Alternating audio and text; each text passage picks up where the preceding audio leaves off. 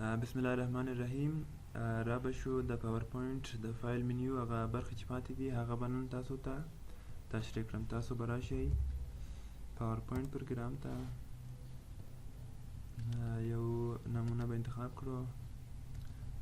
را به شو اول نیو برخه ته.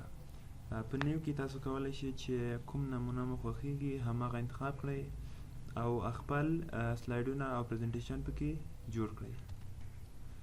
مثلا زه دا انتخابوم، کولی شم چې دلته عنوان ورکړم او دلته یې هم د عنوان برخه ولیکم.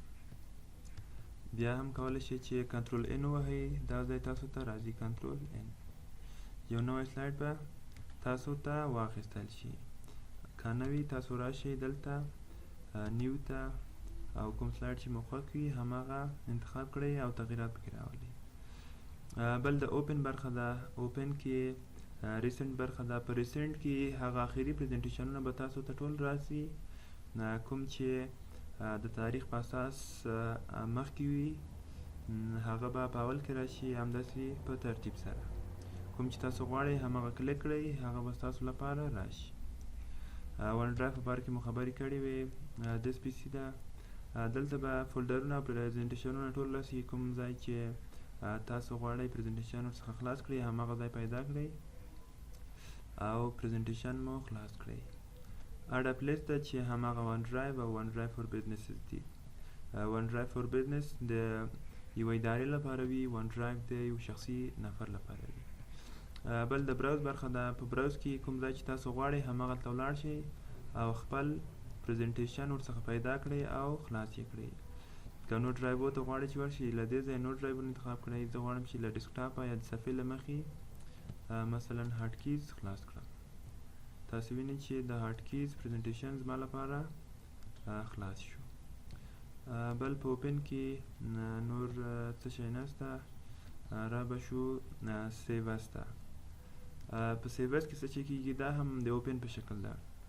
کولی شئ چې تاسو غواړئ چې یو پریزنټیشن ځان لپاره وساتئ او دایمي ذخیره سي. تاسو راشئ سیو اس برخې ته. که غواړئ چې په ون ډرایو کې ذخیره کړئ، کولی شئ چې په ون ډرایو کې هم ذخیره کړئ یا یې خپل په کمپیوټر کې کوم فولډر کې ذخیره کړئ. زه مثلا غواړم چې په ډیسکټاپ کې ذخیره کړم.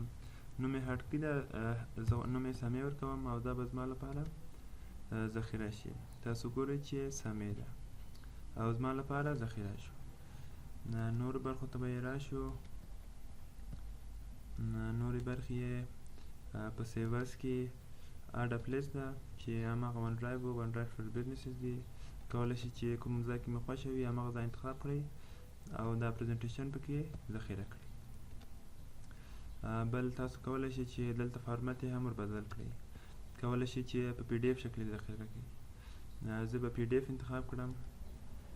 نوم به یې سمې ده، یو ون به ورکړم چې لږ فرق ورسره پیدا کړي. تاسو وینئ چې دا پی ډي اف شکل ته تبدیل شو. بل کولی شئ چې دا د ویډیو په شکل هم ذخیره کړئ. راشئ سیو اس ته. دلته راشئ. تاسو ایکس پی اس هم ذخیره کولی شئ. ام پی ای جی فور ویډیو دا چې انتخاب کړئ دا به په ویډیو شکل ذخیره شي او نور ډولونه هم ډېر زیات دي دلته. بل سیو برخه. کله چې تاسو یو پریزنټیشن سیو کړو او په سیو اس مو کړو، کله چې په هغه کې بیا تغییرات راولئ باید چې سیو یې کړئ. زه دلته لیکم افغانستان. اوس ضرورت نشته چې زه بیا راشم او دلته ووهم سیو اس. تاسو فقط سیو ووهئ، دا به ذخیره شي. بل پرنټ برخه مو مخکې تشریح کړې ده مکمل ډول. د شیر برخه مې هم تشریح کړې ده تاسو ته. اوس به راشو د ایکسپورټ برخې ته. کله چې تاسو غواړئ ستاسو سلایډونه په پی ډي اف شکل یا ایکس پی اس شکل ذخیره شي، تاسو راشئ ایکسپورټ ته او کله چې کریټ پی ډي اف ووهئ یا ایکس پی اس، دلته کولی شئ چې ایکس پی اس او پی ډي اف دواړه انتخاب کړئ چې په دې فارماتو کې څوک په اساني تغییرات نشي راوستلی. دلته زه لیکم چې سمې 3. کله چې دا پبلش ووهم دا به زما ته په پی ډي اف شکل تبدیل شي او خلک نشي کولی ډېر په اساني دلته تغییرات راولي.